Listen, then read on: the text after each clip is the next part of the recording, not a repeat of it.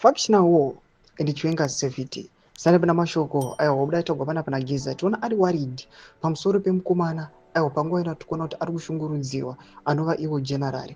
Panguva ino tinoda kuti aiwa nyangwe neupenyu hwavo and then nefamily yake was disrupted these guys. Kuti subscribe or like out on the bell kuti ipinda panapa Geza anodanyira chiti.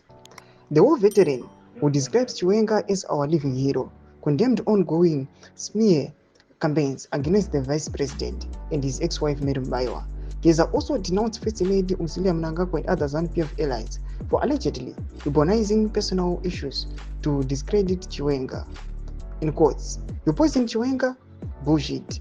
When you fled in 2017, Mugabe said Chiwenga would save the country, and today you try to finish him." Geza closed his remarks by calling on security forces to refrain from suppressing demonstrators, warning that any action of violence would be met with severe consequences. "We want everyone in Zimbabwe to live well," he said. Mutamba, CIO Director General, "Don't you dare harm a single demonstrator." This developing story underscores growing fissures in Zimbabwe's political landscape, raising serious questions about the stability of Mnangagwa's leadership and the looming showdown on March 31.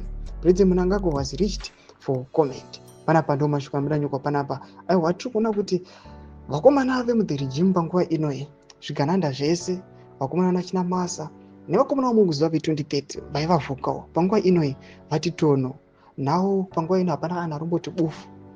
They are waiting kuti vanzwe kuti Geza achafamba sei panguva ino muchimuona ari serious ende ari kuuya achithreatena vanhu ende panguva inoyi in his address anotanga achiintroduce chinhu mutungamiri wenyika anoziva kwaari but haasi kutora action kuzomubata.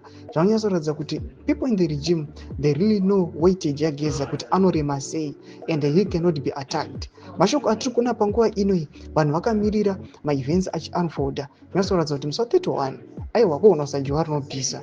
Tudze mafungiro enyu muri kudii pamusoro pechiitiko ichi. Pinda comment section medu tudze mafungiro enyu. So subscribe or like, turn on the bell icon.